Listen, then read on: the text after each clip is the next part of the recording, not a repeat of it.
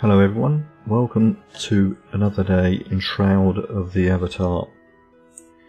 Now, today we're in game with Skeggy Media, and I'm just at Blood River Massacre, but you could be at any of your starting zones in the game, and we're just about to go in combat, but we need to first find out what combat is in the game, the basics, and how we can use it. So now you're prompted to open up your Z key or your Z key, and you find that you've got just a few options. Now before you actually go into combat, if you bring up your K key, it will bring up what skills you have available, because there's not enough on this bar to give you the best. Now if you have actually gone through this scene, that's not a problem, these rules would still apply, because this is just going to be about the basic combat where you get it. So it's deck building will be in a later video. So first of all, what do we have? What skills are available to us? Now your skills will be determined on how you've started in the game, but we need to get across this bridge the most effective way. So we need to look at what we've got. Now I'm going to start in sun, we've already got that one. We're going to go over to fire, we're going to bring that down. So we're now building up our combat bar. We've picked up a sword in this case, so we've got flame weapon, and it again depends on which scene you're in as to what abilities you'll have again. And we're going to use gust. As you can see, we're just dragging them down and dropping them on the bar. And in light armor, because we're going to choose or use that. Now you'll notice you've got two lights. Now if you can see it in the non-combat bar, because it is a non-combat action, you can actually dismiss it from your top one. That will save that for something else at a later date. Now you'll notice that health is classed as a non-combat option or combat, but it's needed in combat, so we will just leave it over there. And I've organised them in a fashion, so we've got the red ones, which are our offensive skills, and these are our buffs which go up here, which gives us some extra benefits. And of course that comes from what skills you have in the game. So now let's just go out and do a bit of combat with this bar. First of all, we're going to put our passives on, and you can apply any passives that you might have. And we go into combat, and then seeing as we're a mage, I mean if you're an archer you could be using your bows at this point. You know, I'm actually just going to keep on fighting there. And you want to pick up everything that you get, because you're going to be selling it at a later date.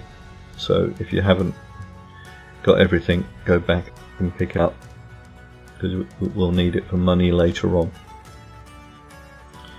So what I'm actually going to do now is I'm going to go in to do a bit of close combat, and we can still blow them away, and we can still ping them in.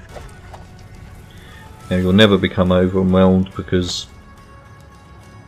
as long as you've picked up your helper, he will easily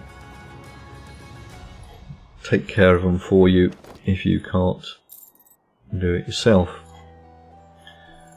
So and again, we're just going to loot all of the corpses, and we're just going to get ourselves across the bridge.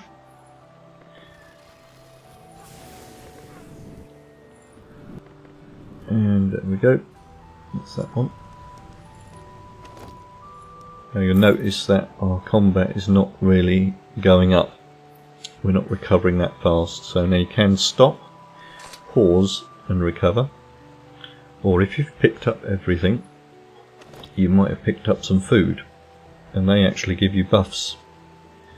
So that one gives us a sprint buff, that's not much good to us. Earth resistance are good some combat, so we'll eat that one. Let's see what else we've got that we can use, and I think we can, most ironically, because we can have 2 food buffs, we're going to eat a lemon. Now each of the food buffs last for a period of time, so a lemon is going to give you 1 focus per second and 3, and that means your bar will recover a little bit faster if you eat food in the game.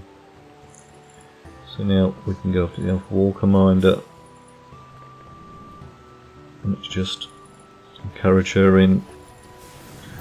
And then we've got the sword, so thingy, but we better flame the sword up, increase our dodge rating so we take less damage.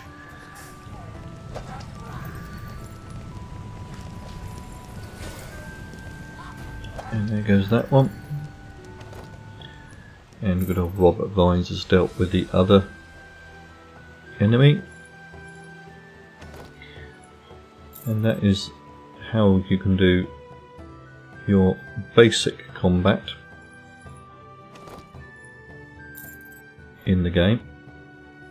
And if we just get a little bit further, then depending on the scene you're in, you'll be asked to speak to your companion again, and then he'll tell us about, in this case, a boat to go to. But just to recap what we've done here today is we've just gone over the basic skills of combat. So we've built ourselves a combat deck, or combat bar, sorry, because you do hear the word decks and things like this, which we'll go into in the next video. And we learnt that basically we've got some skills and we've applied the skills onto the combat bar.